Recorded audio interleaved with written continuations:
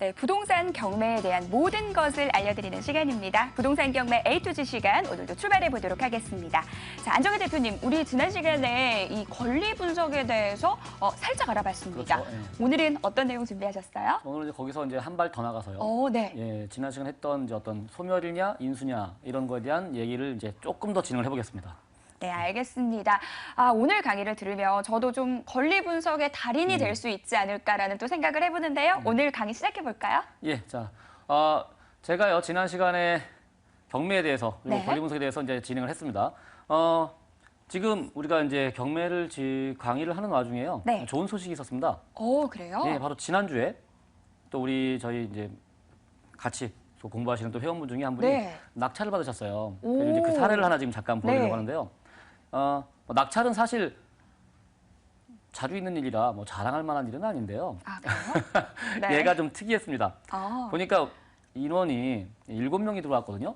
7명이 들어왔는데 그중에 1등 한 사람이 네. 무효가 돼버렸어요. 그런 네. 경우도 있군요. 예, 네. 그러니까 1등이 이제 입찰서를 잘못 쓴 거예요. 네. 예, 그래서 1등이 무효가 되면요. 네. 그 다음 2등. 2등이 낙찰이 되거든요. 지금 여기에 이 낙찰 받으신 분이 바로 2등이었는데, 그러니까 원래 같았으면 떨어졌을 거예요. 와. 떨어져가지고 그냥 아쉽게 집에 가자 이러고 갔을 텐데 네. 1등이 무효가 되면서 2등이 낙찰되는 이런 상황이 이런 발생했습니다. 경우도 있군요. 이게요, 경매라는 게 제가 지난 첫 시간인가 그런 말씀 드렸을 거예요. 경매라는 게 낙찰이 언제 될지 몰라가지고요. 네. 그냥 꾸준히 가다 보면은 언젠가 운 좋게 될 때가 있다. 그런 말씀을 드린 적이 있었는데요. 네. 이런 케이스가 있을 수도 있어요. 원래 정상적이었으면 안 됐을 건데 네. 예, 무효 처리되면서 2등이 낙찰. 정말 이런 경우는 행운이 따른 거네요. 그럼요. 네. 운이 좋았던 거죠. 이게 이제 네. 뭐 나중에 또 한번 자세하게 설명드리겠지만 1등이 왜 무효가 됐느냐. 이제 네. 우리가 입찰서 쓰는 법이랄까 뭐 절차 이런 거 입찰서를 잘못 썼다가 네. 실수로 무효되는 경우도 있고 막 이렇거든요. 네. 그래서 그랬던 이제 무효 처리하다는 얘기는 나중에 얘기할 거고요. 지금은 그냥 이런 경우가 있었다. 그래서 운 좋게 2등인데 낙찰이 됐다. 네. 그러니까 언제 낙찰이 될지 몰라요. 그러니까 꾸준히 입찰을 가는 게 중요합니다. 저 같은 경우도요. 네. 예전에 낙찰받은 물건 중에 실제로 제가 2등인데 낙찰이 됐던 케이스도 있었고요. 저도요. 와. 예, 한 1등하고 2천만 원, 그러니까 2천만 원 싸게 썼는데 네. 당연히 내가 안 되는 건데 무효되면서 제가 2천만 원 싸게 마치 와. 기분이 너무 좋은 거예요. 마치 돈 번 것 같은 기분. 돈 번 거죠. 2천만 원 네. 번 거죠. 예.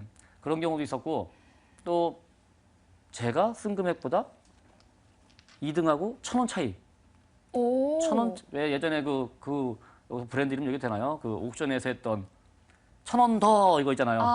그런 네. 광고처럼 제가 1,000원 차이로 낙찰된 적이 있었고요. 네. 이게 낙찰은 언제 어디서 발생할지 몰라요. 그러니까 꾸준히 입찰을 하다 보면요. 이런 경우가 생깁니다. 그 사례를 제가 설명드릴 겸해서 네. 말씀을 드렸던 겁니다. 이게 대략 5억 감정가 나온 건데 네. 4억 5천에 넣었는데 이게 원래 안 될 가격인 거예요. 된 네. 거고 말 그대로 돈 번 겁니다. 그 법원에서 낙찰 제가 사진을 넣어놨는데요. 이 둘 중에 한 분이 2등 받으신 분이고요. 네. 또 한 분은 또 지지난주에 또 받으신 분이네요. 그냥 어떤 분이 2등이신가요? 2등인데 1등 되신 분, 운 좋으신 분. 와. 네. 웃음꽃이 그쵸. 지금 만만하네요. 네. 입술 모양이 보니까 지금 네. 뭐 어떻게 주체할 수가 없죠. 네. 2등인데 낙찰된 케이스고요. 네. 저쪽 계신 분은 이제 지지난주에 1등으로 그냥 낙찰 받으신 분이고. 네. 그래서 낙찰을 받고 나오잖아요. 이 손에 들고 있는 게 노란 종이가 네. 이 노란 종이가 이게 영수증이에요. 그렇군요. 경매장에 가시는 분들은요. 네. 바로 저 영수증을 받고 싶어 합니다. 저걸 들고 나오는 게 꿈이에요. 법원 가시면 저런 영수증을 들고 나오시게끔 저런 영수증을 들고 나오는 게 네. 나도 꼭 들고 나오고 싶다라는 네. 모습을 그렇게 보는 겁니다. 네. 저런 모습 좋습니다. 낙찰되면 다들 이렇게 좋아하고 옆에서 막 축하도 해주고 막 그래요. 재밌습니다. 그렇군요. 네. 자, 재밌는 얘기는 여기서 끝이고요. 네. 이제는 지루한 얘기입니다. 공부해봐야겠죠. 네. 이제 공부를 해야 됩니다. 우리가 지난 시간에요. 네. 권리 분석을 통해 가지고요. 경매가 나온 것은 빚이 많아서 경매가 나온 거잖아요. 네. 그래서 이제 권리 분석을 통해 가지고요. 그 빚이 과연 누구 책임이냐? 이제 그런 얘기를 했었습니다. 그래서 낙찰자가 책임질 것이냐, 채무자가 책임질 것이냐. 네. 그거를 반드시 알아야 권리 분석을 할 수 있다는 얘기가 되는 겁니다. 네, 그러면요, 대표님, 만약에 경매에 나온 물건이요, 네. 은행 빚이 껴있는 매물이면 그 은행 빚을 제가 낙찰을 받았을 경우엔 저한테 그렇죠. 넘어오는 건가요? 자, 이제 그 얘기가 네. 이제 중요한 얘기입니다. 지금부터. 네. 아까 우리가 앞에서 본 사례들, 네. 낙찰 받으신 분들, 낙찰 받아서 기분이 좋았단 말이에요. 근데 알고 보니 그 빚을 내가 떠나야 된다. 그러면 그 순간 골치 아파지죠. 네. 그래서 이제 오늘 할 얘기가 바로 그러면 소멸되는 권리가 뭐냐. 그러니까 내 입장에서 낙찰자 입장에서 빚이 나한테 떠넘어오지 않고 다 소멸되면 그게 안전한 거거든요. 네. 자, 그 얘기를 소멸과 인수에 대한 얘기 중에 일단 소멸되는 권리부터 우리가 공부를 해볼 겁니다. 네. 자, 우리가 지금 방금 우리 정준 아나운서께서 질문하신 은행 빚.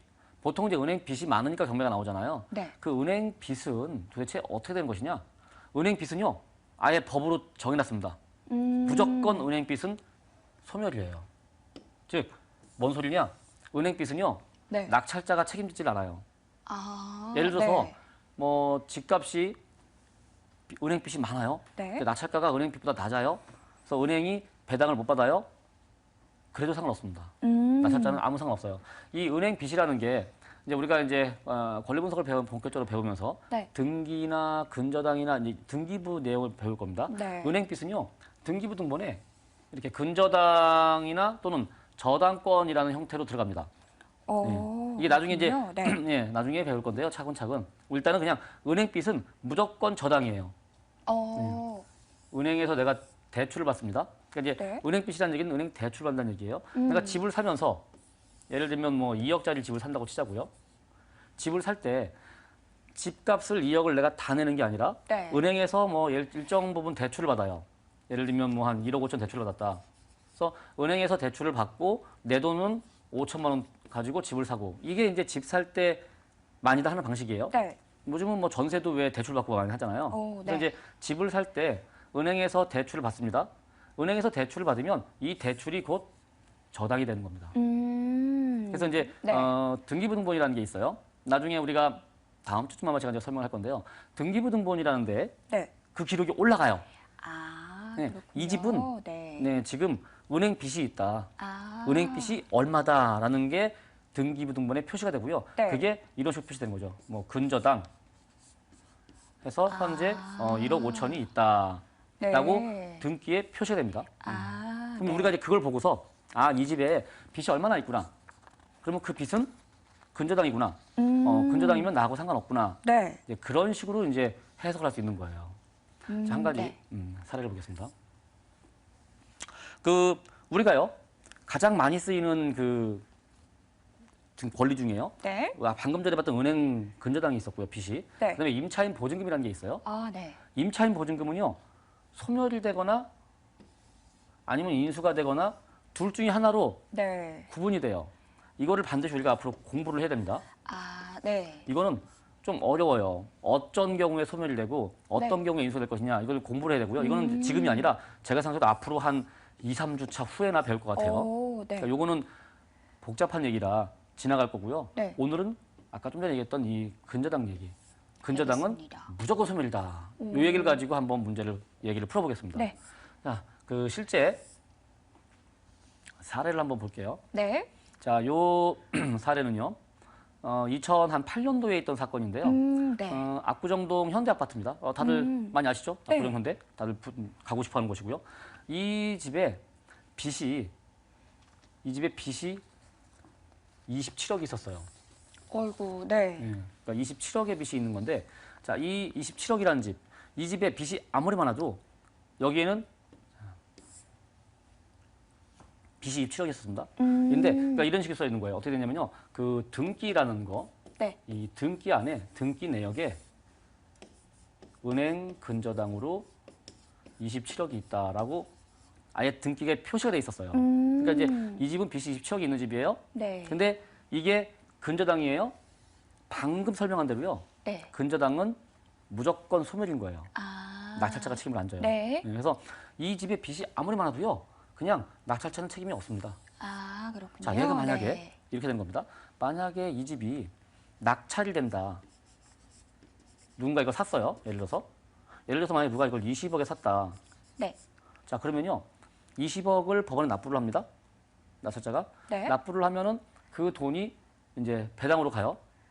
채권자가. 네. 그래서 이제 이 27억 중에 20억을 받았단 말이에요. 그럼 여전히 못 받은 돈 7억이 남아 있어요. 네. 이 은행 입장에서는요. 이거 네. 받고 싶거든요. 누구한테 받느냐?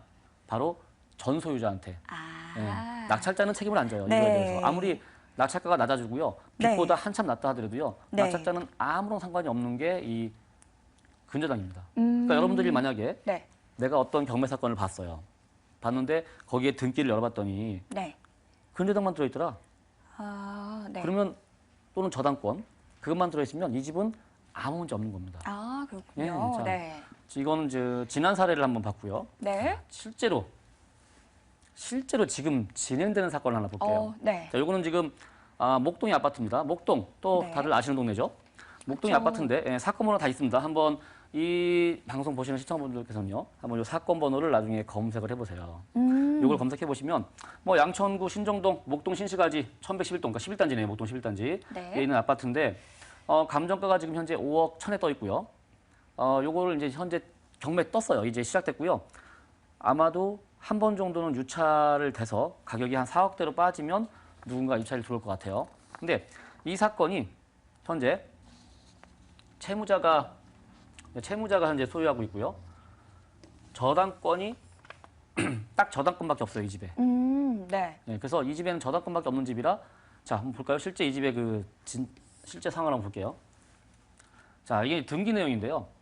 자, 이쪽이 이제 등기 네. 내용입니다. 우리가 이제 이 등기라는 걸 봐야 되는데요. 이 등기 보는 법은 다음 주에 한 번 더 설명을 드릴 거고요. 네. 등기 내용에 보니까 이런 식이에요. 소유권이 누구며 근저당이고 근저당이 있고 이런 그다음에 식으로 경매 나와 넘어왔다 있군요. 이렇게 써 있어요. 네. 보면은 주택은행, 수협 이래가지고 대출이 쭈르륵 있다는 얘기입니다. 이게 다 네. 대출이에요. 아, 네. 근데 저게 전부 다 근저당입니다. 근저당이면 우리가 방금 본 대로요. 근저당은 무조건 소멸이다. 소멸. 예. 라고 방금 얘기를 했습니다. 네. 그래서 저기에 지금 되게 많아 보이잖아요. 복잡해 네. 보여요. 등기에 근저당이 여러 개가 있어가지고요. 상당히 복잡해 보이지만 네.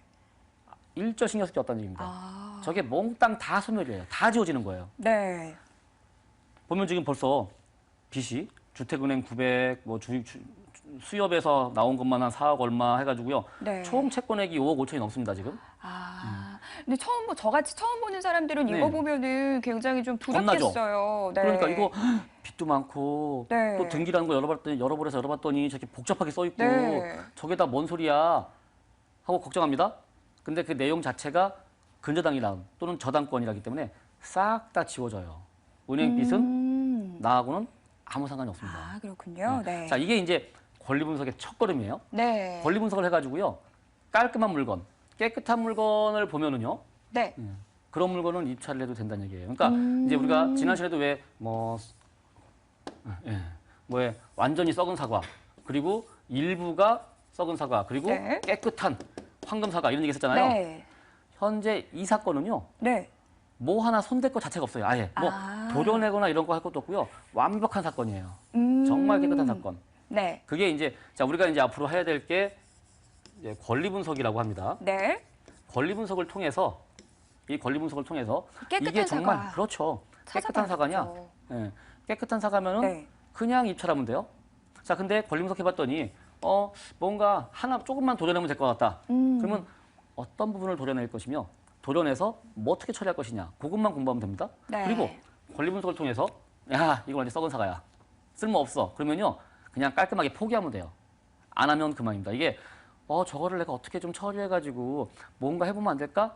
이런 고민하지 말고요. 네. 그거 고민할 시간에 물건 많아요. 사건도 많고요. 그러니까 편안하고 깨끗한 사과를 찾으면 됩니다.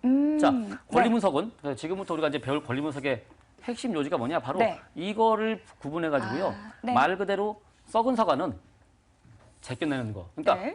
썩은 사과를 골라내는 안목이 중요해요. 그 안목만 있으면 내가 굳이 여기 들어갔다 고생할 필요 없거든요. 네, 맞아요. 그러니까 지금부터 앞으로 우리가 이제 오늘 정말 쉬운 얘기부터 시작한 겁니다. 네. 아마도 처음 들은 얘기고 이러면 이제 좀 헷갈리실 수 있는데 일단 쉬운 얘기부터 시작한 거고요. 네. 여기서 한 단계 한 단계 조금씩 나가보자고요. 네. 그래서 우리의 목표는 썩은 사과는 제낄 수 있는 안목을 기르는 게 우리 목표예요. 네. 봐가지고 아니다 싶으면 안 해버리기. 네. 그래서 욕심 부리지 말고 천천히만 하시면요. 이렇게 깨끗한 사과.